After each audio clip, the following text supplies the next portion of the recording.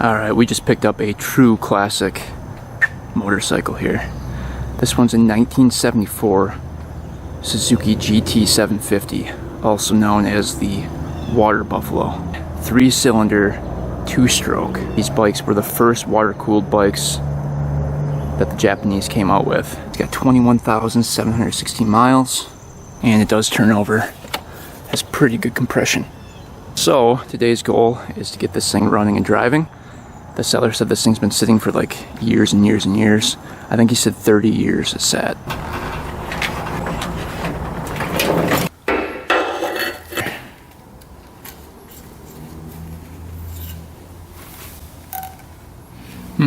I don't see anything.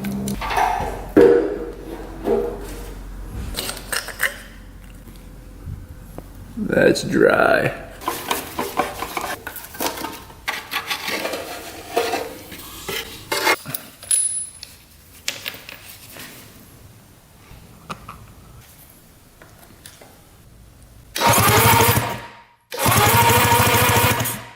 Not seeing anything. Nothing.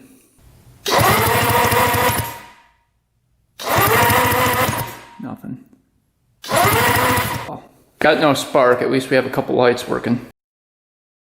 Alright, we're back with part 2 on the 1974 Suzuki Gt750. 2-stroke triple. Kind of a rare bike, but we picked this thing up last video, and the seller stated this bike has not ran in 30 years. So we got back home, we had to go through everything on this machine. Came with a clean title, but it was missing the key for the seat and the ignition. So we had to kind of hot wire the wires underneath the headlight here, and we found this bike had no spark. So we went over to the points cover over here, took that cover off, cleaned off the points, and we were able to get spark. We checked compression, and luckily each cylinder had great compression for a 750. So we had compression, we had spark. Last was the carbs that we went through. So each carburetor on this machine took an hour and a half to clean. They were absolutely horrible. Some of the worst carbs I've ever seen.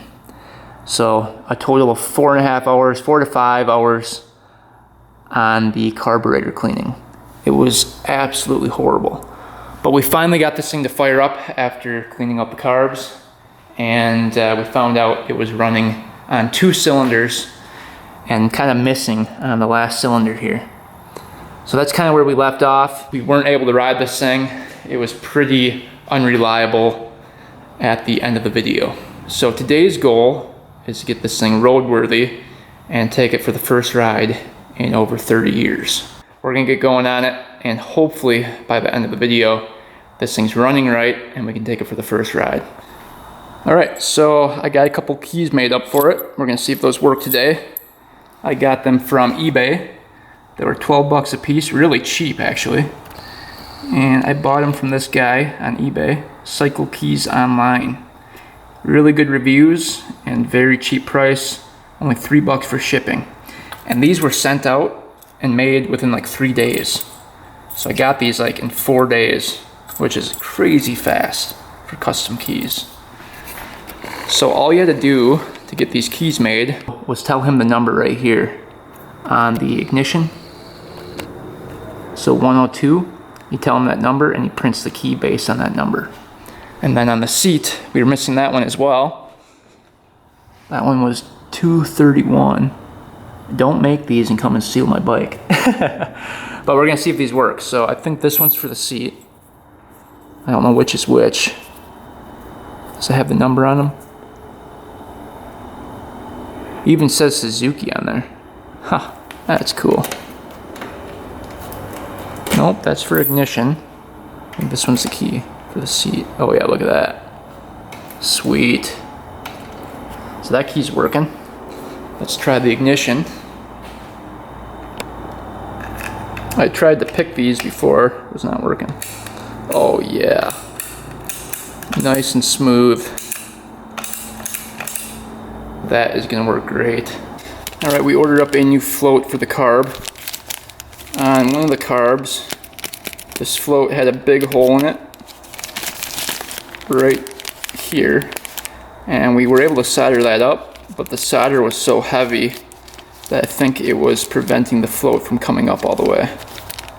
And yeah, it just isn't right. So let's replace that. And how lucky am I? I get to take off the carbs again. How fun. They're such a pain to take off and get on. I see why people don't like working on two-stroke triples. 3 of everything.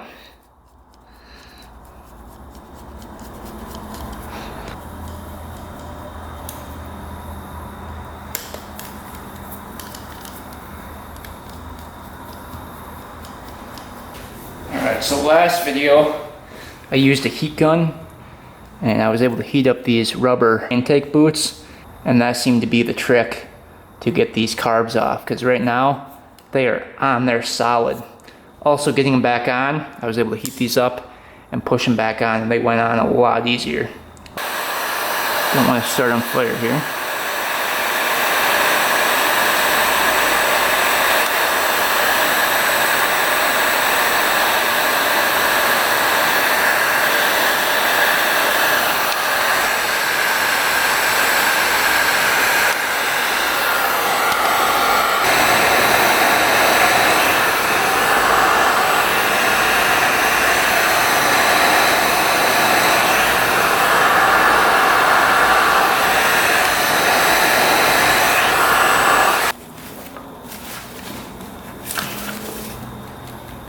There we go. See, that wasn't so bad once you heat those up. Now the oil pump needs to be disconnected, and then the throttle cables need to be disconnected. Alright, we got the carbs off of here. So the third cylinder, or the one closest to the right side of the bike, was not getting gas, I don't think. It wasn't running correctly, and it seemed like it wasn't getting gas. Let's see if there's any gas in the carburetor bowl. Yeah, there's nothing. Nothing in there at all. Dry as a bone. The other two seem to be running okay. So let's see if there's any gas in those.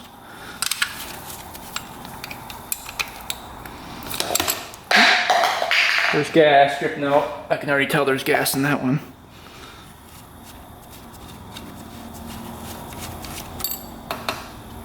Oh, not a whole lot. A little bit at least. That was getting the most gas.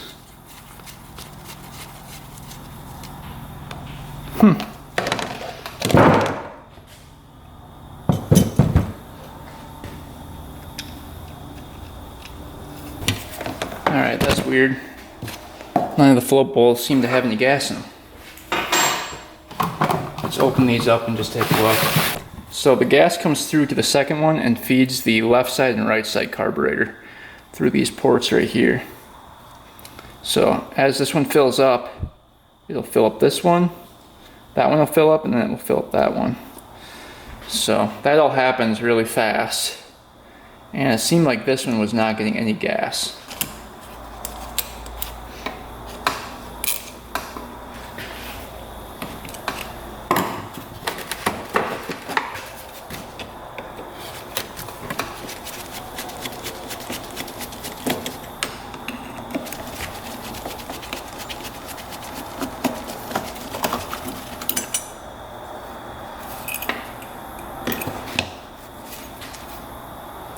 Alright, 0 gas in there. But there is some rust in there.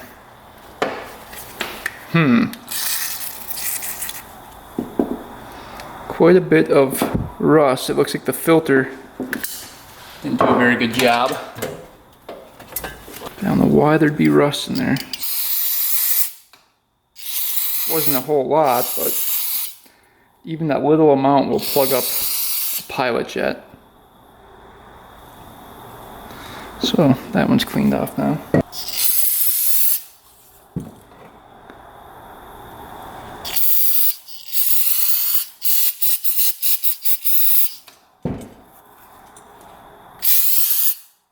This float looks good. Needle's working.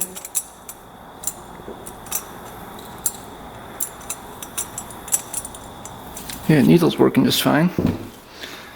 So there's no reason that shouldn't have had gas going to it. Alright, second carb. Let's see if any gas pours out of here. I know this cylinder and this cylinder on the bike were both running pretty good. The pipes were really hot. Oh, it's got a bunch of rust in there still. There's a little gas in there.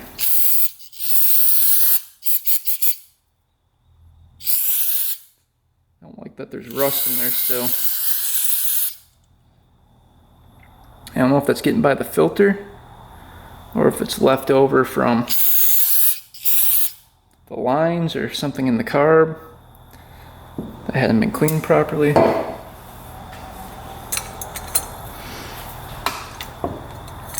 See if that needle's coming back down.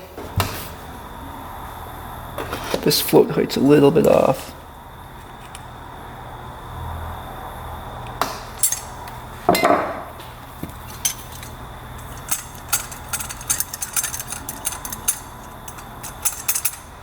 That looks good. Alright, so that's not the float with the hole. Put that one back on. It looks pretty clean in there. Just a couple specks of rust. Right, now this is the carb with the bad float that had the hole in it.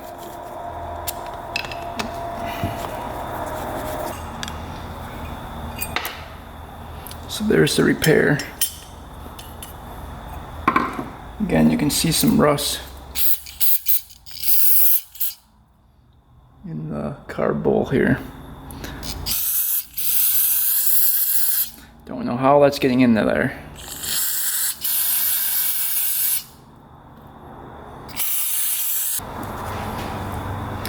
Alright, let's see if we can get this float out and replaced.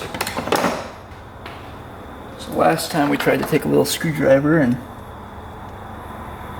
punch that pin out, and it was almost impossible.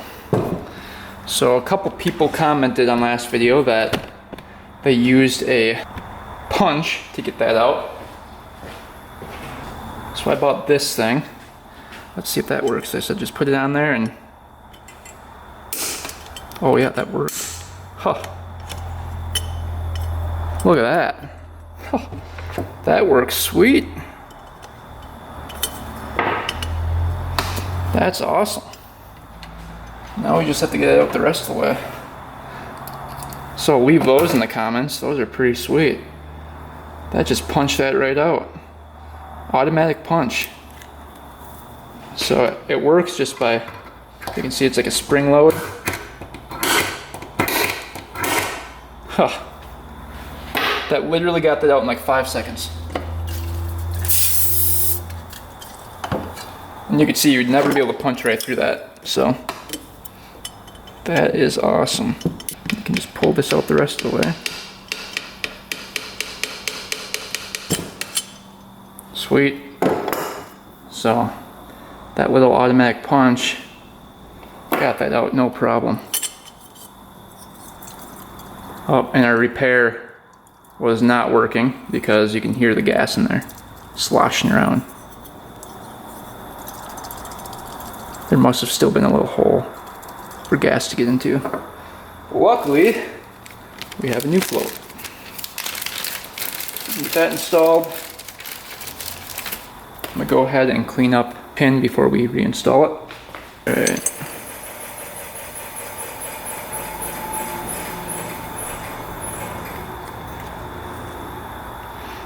Cleaned up this pin. We'll go on the other way with it. Yeah, that goes in a little easier.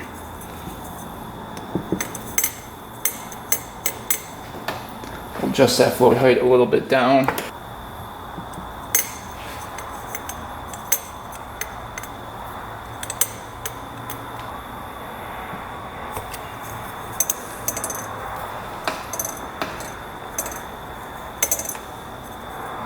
There we go.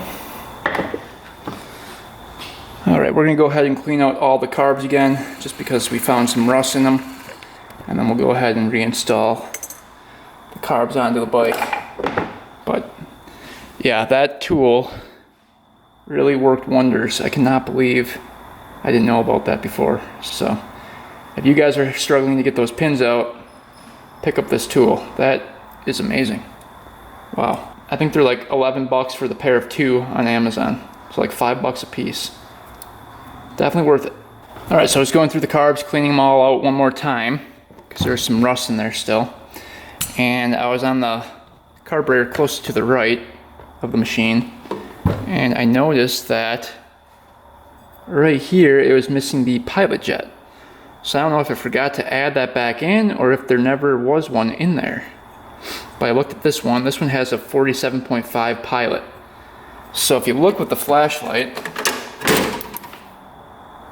that's got to be like a 400 size hole that gas was just pouring into. So I wonder if that machine was actually flooding out. And that's why it wasn't starting properly. So maybe it was getting gas, but just too much gas. And that's why it wasn't firing.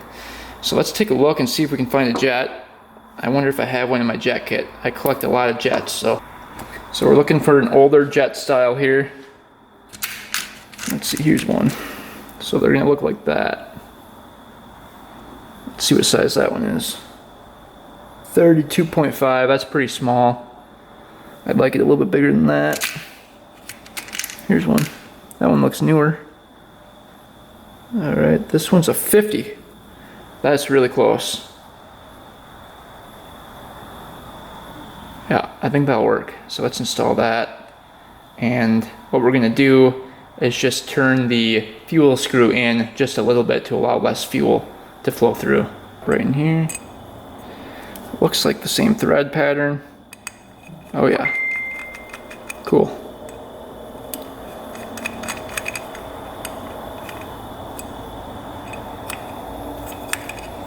Alright, there we go. Alright, so hopefully that fixes our problem of the cylinder not running on this carb. Thought that was interesting though. Just completely missing the pilot. Alright, you can see how bad the rust is in this tank. It's really, really bad. Really heavily rusted. So we're going to try our best to get most of that out. I think what we're going to do is use some rust solution in here overnight. And then we're going to take the pressure washer and just try to get all that rust off on the inside. And what you can do is take gas afterwards and just flush out the system so there's no water in there. Alright, just looking around the tank for any leaking. Any of the seams that are broken. No pitting in the tank at all. So it actually looks really good. Petcock is a different story. We'll have to take that off after we let this sit for a day or two and clean that up. But yeah, you can hear the rust in there. We're using this stuff, rust dissolver, Rust-Oleum. You can actually reuse this multiple times. Let's pour that in. See if it leaks out of here first. We'll pour the whole gallon in too.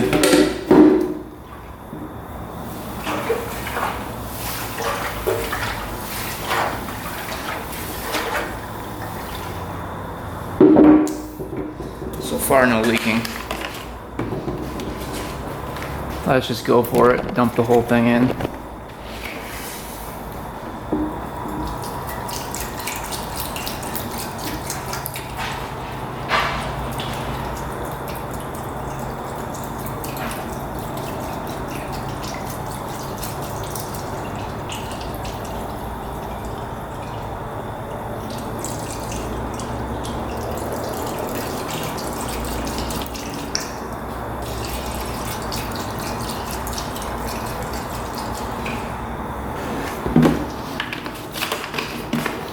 So during the night, I'll wake up and rotate this so that all the rust can get out of the tank here. Filled it up pretty high.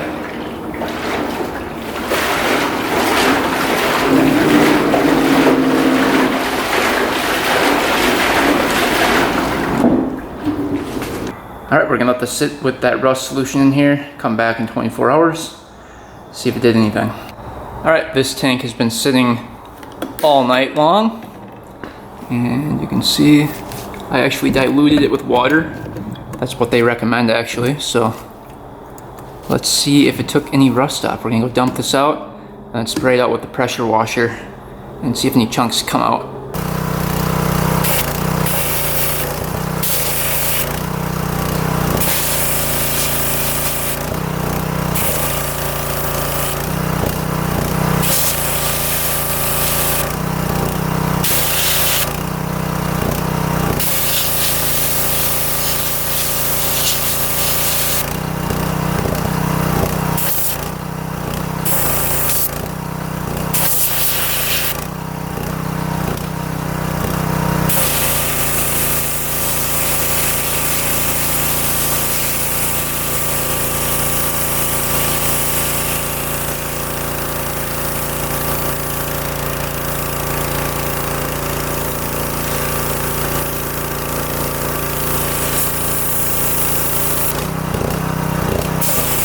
Alright, just got done pressure washing it. So it got a lot of the rust off, as you can see. That was all extremely heavy rust. Looks pretty good in there. Obviously I think we could let this soak one more time and get everything out. But that is not too bad for the first go through there. Yeah, it's pretty clean metal. So that rust stuff worked pretty well. And the cap, you can see there's some pitting in there, but most of the rust came off. Alright, let's start working on this petcock next. So, like I said before, there's actually a pump on this petcock right here. Let's take a look at that.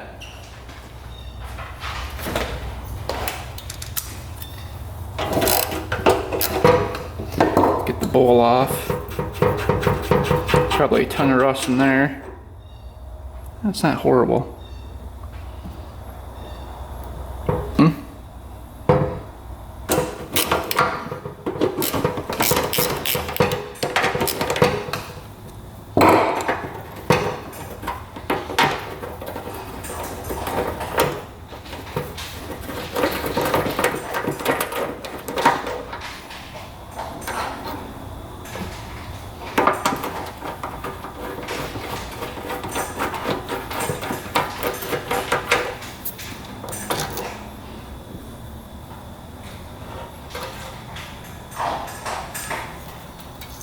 Oh yeah, pretty rusty in there.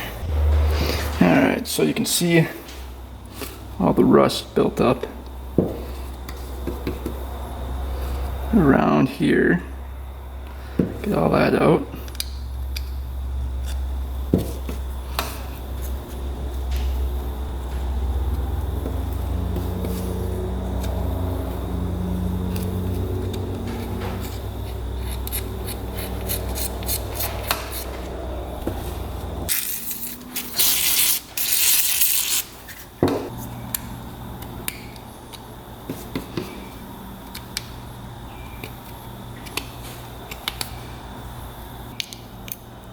That can come out like that, and your screen should pull out of here. Again, we don't want to rip that. It's been sitting for 30 years, so trying to be gentle with it. And we might not even have to take that off. I don't think we do.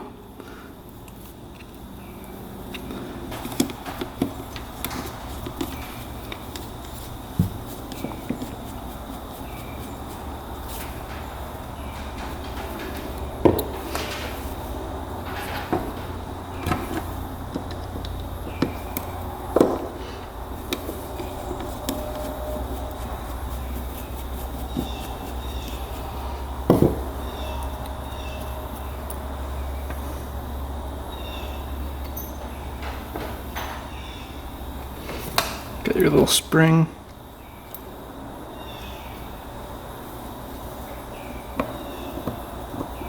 Should pop out. That looks pretty clean behind there. And you've got your little gasket there. It doesn't look horrible. It's clogged a little bit, but not absolutely horrible. It can all be cleaned out. But I was expecting a lot worse than that. That looks pretty good.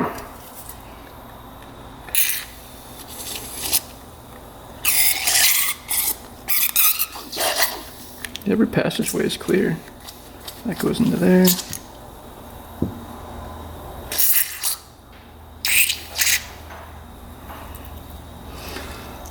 Alright, now we're going to open up the pump, see if those diaphragms are good in there. Alright.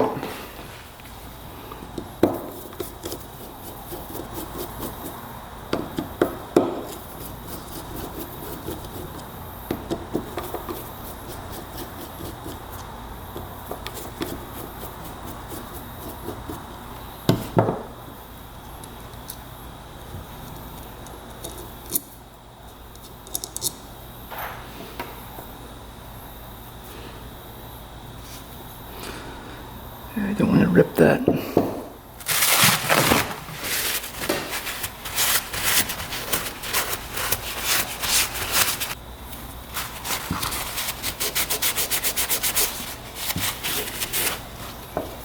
That diaphragm. I really don't want to do that. We might have to order up a diaphragm for it.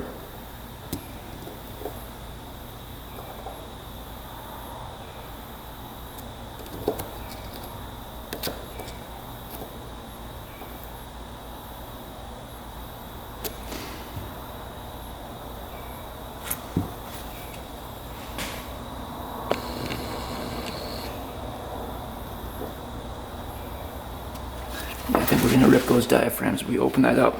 I think we're gonna take a gamble, leave that closed, and we'll see if that works. I at least want the priming to work and not drain out of the pump here and flood out the rest of the carbs. So we'll leave that shut for now, and we'll just pray that that works.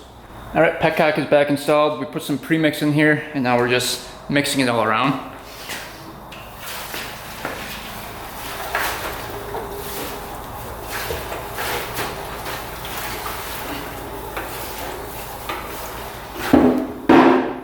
All right, now we can dump that out, and hopefully that gets rid of all the extra water that was in there.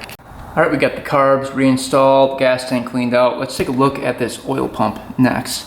So underneath this cover, there must be a pump, and as you do the throttle, it triggers it. And that rod goes right to the throttle on the carburetor body. Yeah, might need the vice grips for that one. I think we finally got these. There we go. We used the Dremel, cut a slit in them, and now with the flathead we can get them out.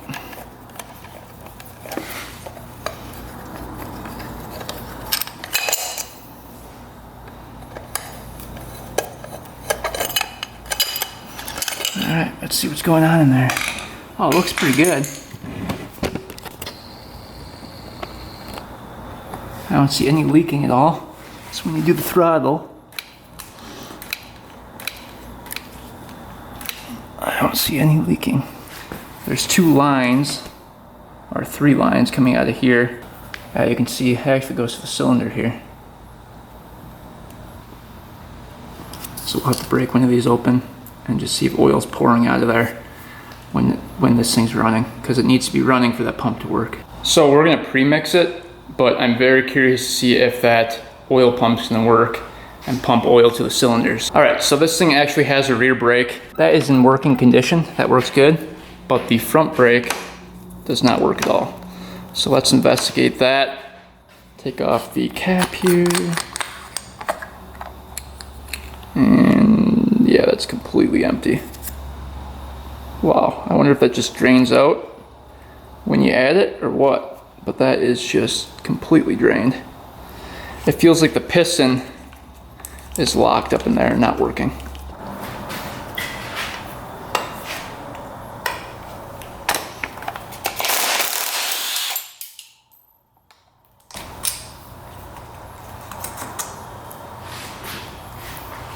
Yeah, that piston's stuck in there.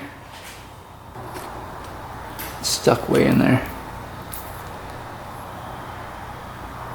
So what we're gonna do is take a hammer, just lightly tap on that with a punch and see if that comes free. I like to lube it up with a little WD-40. Got our punch here. Just gonna slightly tap on that.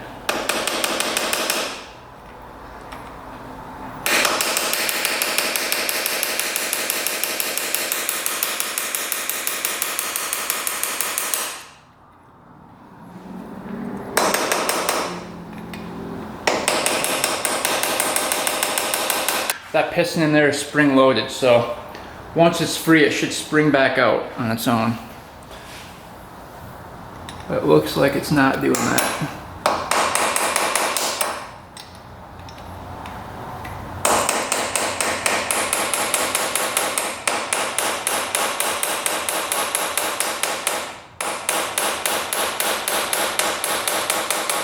All right, finally popped out of there.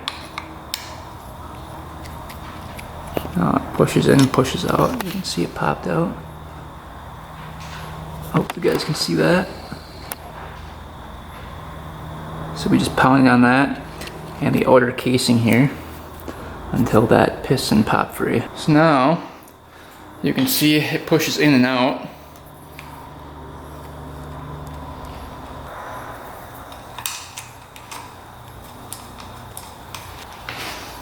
Alright.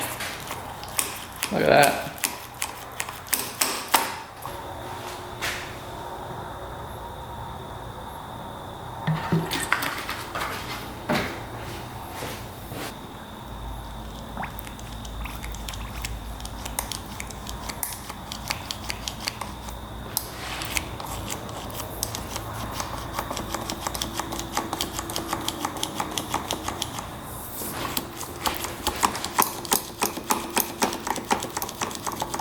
Alright, it bled the system here. See, we can't grab that anymore all the way back to the grip here.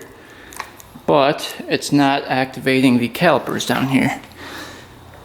So I'm guessing somewhere in the line here there is a clog.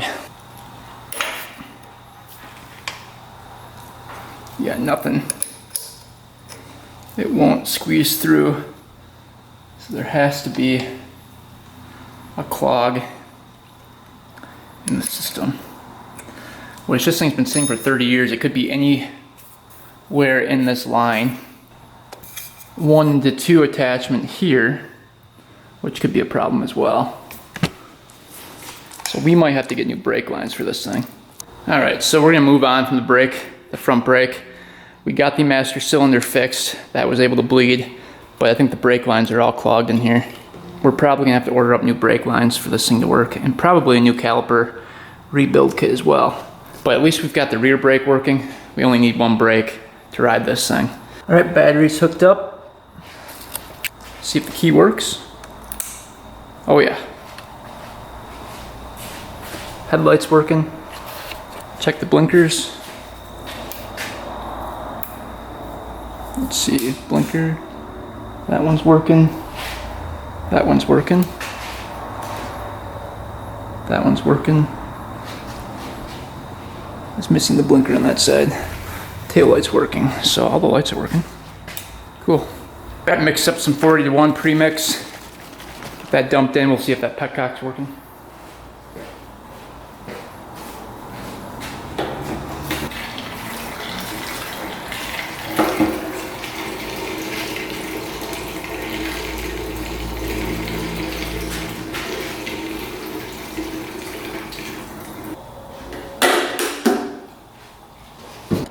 Alright, so here's the petcock right now. It's on the reserve position. So if the pump was hooked up, it would be squirting gas out as this machine's running. On the prime position, gas should just come out normally. And a good indication that the pump gasket is ripped is that gas would be pouring out of the nipple over here for the pump, and it's not. So luckily, that's still good. Let's see if it pours out of here on prime. Yup. It's hard to do with a cup, but yeah, prime was working too. So we can get that petcock hooked up. That should be good to go.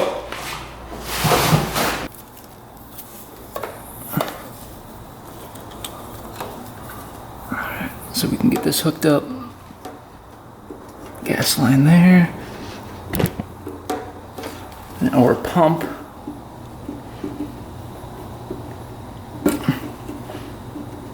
Right away. Get gas flowing there.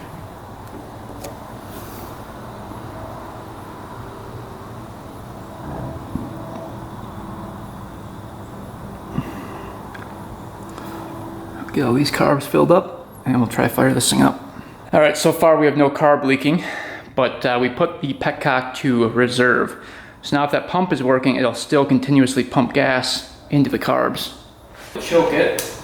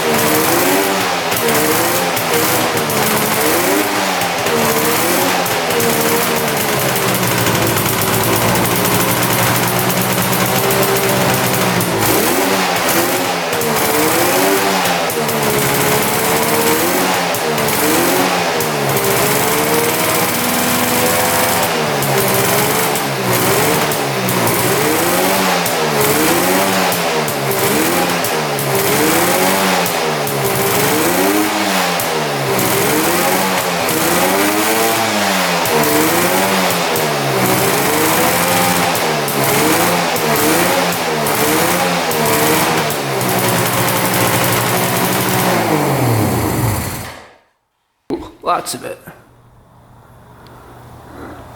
Looks like it's coming out of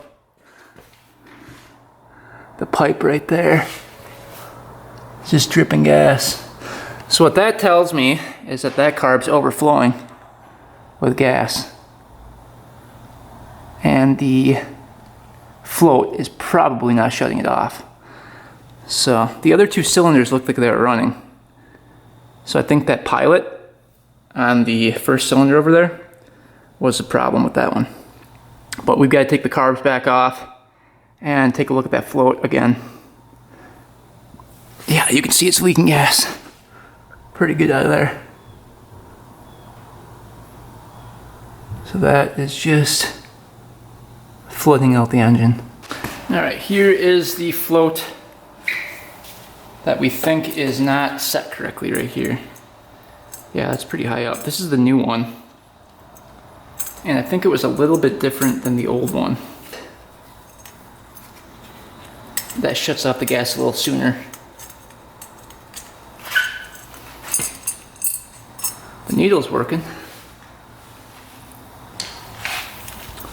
But let's take a look at the difference between this one and this one. It looks like that one's skinnier. Look at that. I wonder if that's getting hit on something. Let's see.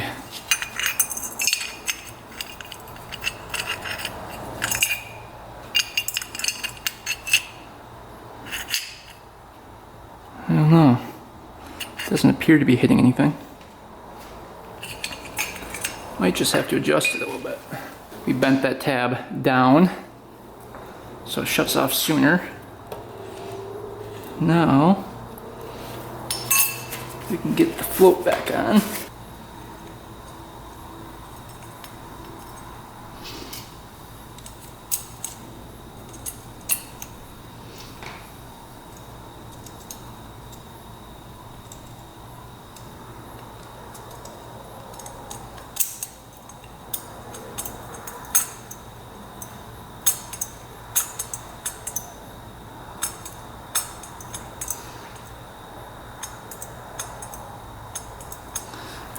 we'll try that. All right, let's try this again, see if the carbs leak.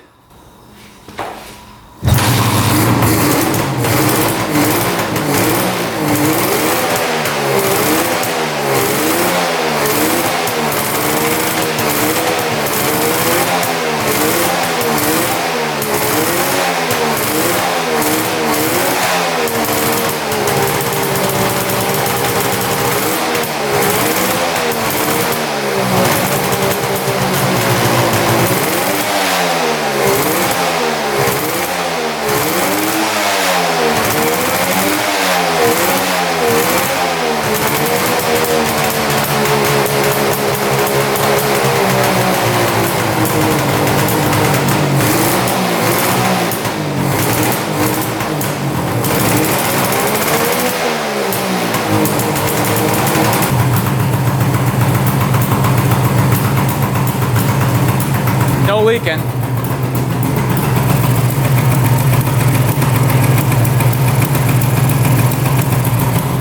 Oh, awesome. Idling even. Oh yeah.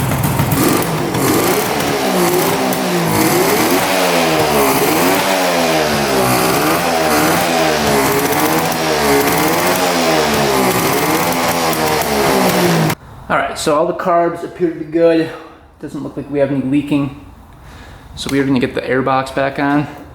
This is going to be the tricky part. So this has to fit in there somehow, some way. We're going to heat up the manifolds. Alright, we got these all soft. Try to push that in there.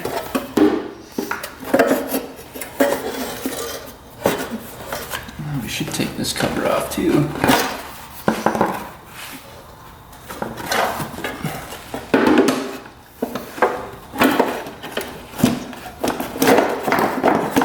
It was a little easier with that. Oh, burned my leg. That cover off of there.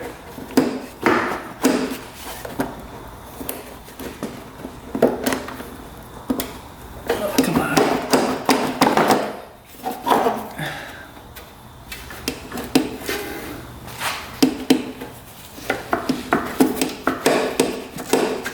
Almost there.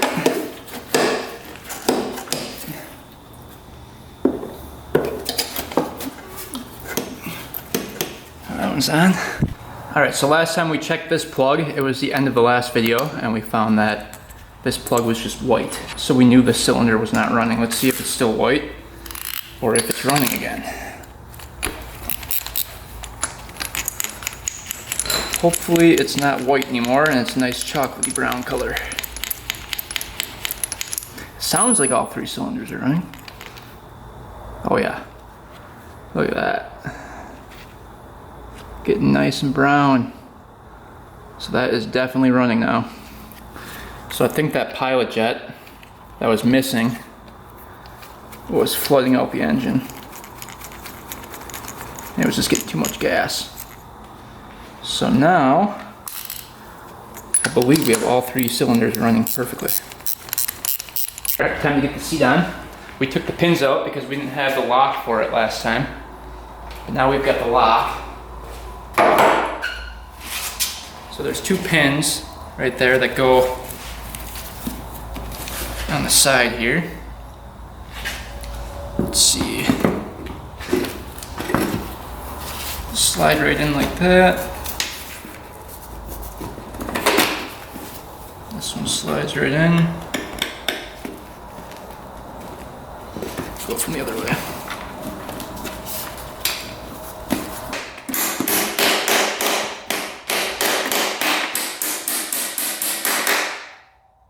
So those pins are in place. Now we can see if the seat works here and the key works.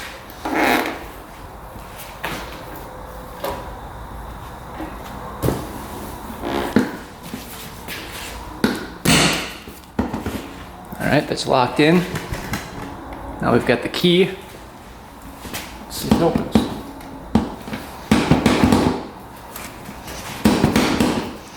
There we go. Just a little stuck.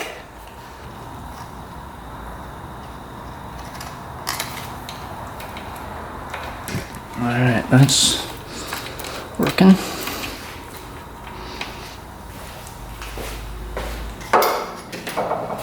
Put this back down. There we go.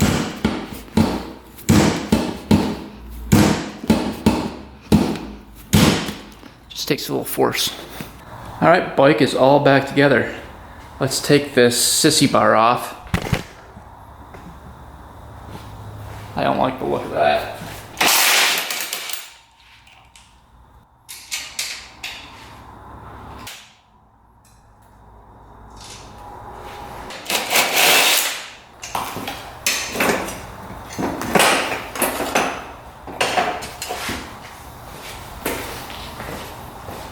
Alright, that's much better. Well, I think it's finally time to see if this thing moves. Hopefully the clutch works. But yeah, let's get this thing out of the garage. Give it a test drive. I just got my driveway resealed, so I'm supposed to wait 48 hours to drive on it. Hopefully the bike won't be too heavy and won't make a mark. Alright, we're gonna test it in the grass first. See if this clutch works.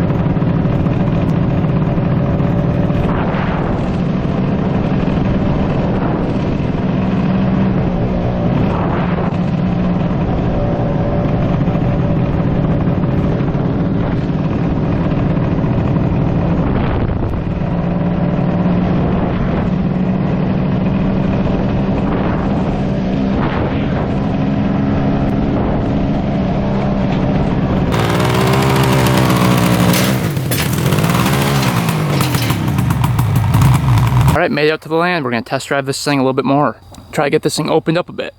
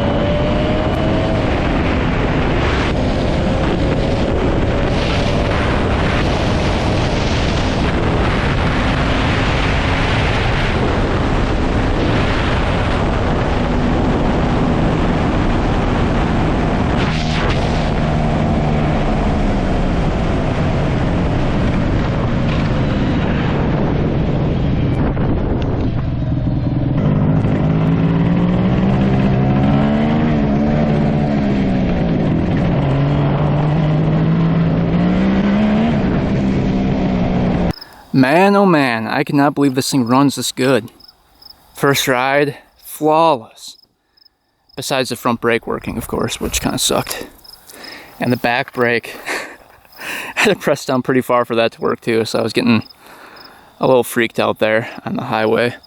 I didn't want to go too crazy on it because I didn't know if that rear brake was going to give out at any second. But we were able to get up to like 80 miles an hour on this thing. No problem. With lots of gears to go. So it's pretty quick and it gets there fast. So it's running really good. I believe it's running on all 3 cylinders. It sounds like it at least. We'll check the plugs when we get home. But nothing's leaking. Everything's tight. And the gauges are actually working great. So I'll fire this thing up for you guys. Speedo's working. And the tack is working.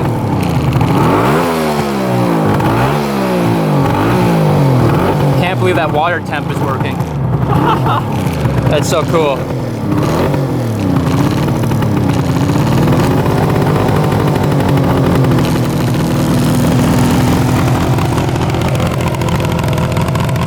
Doesn't get much better than that.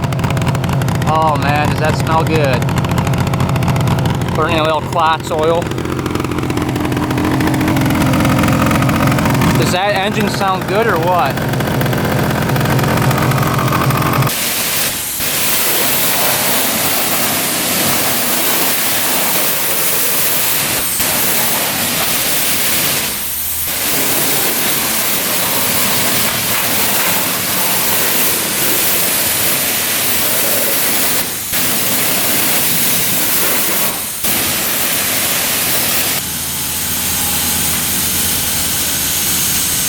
Alright, well, this thing's running great. So all we need now is a new back tire for it. This one goes flat after about a day. And then a front brake rebuild kit. I'm guessing both these calipers need to be rebuilt and the lines need to be replaced or cleaned out. And that's really the only thing that doesn't work. All the blinkers were working, all the gauges were working, gas tank's working great. That pump is working. I've had it on reserve the whole time, and the pump is working. You can see. So, it is running great. Let's see what that looks like. Oh yeah. She's a little black, so a tad rich. But if you guys remember me taking the plugs out when we first got this thing, this plug was a little rich. Check this one out.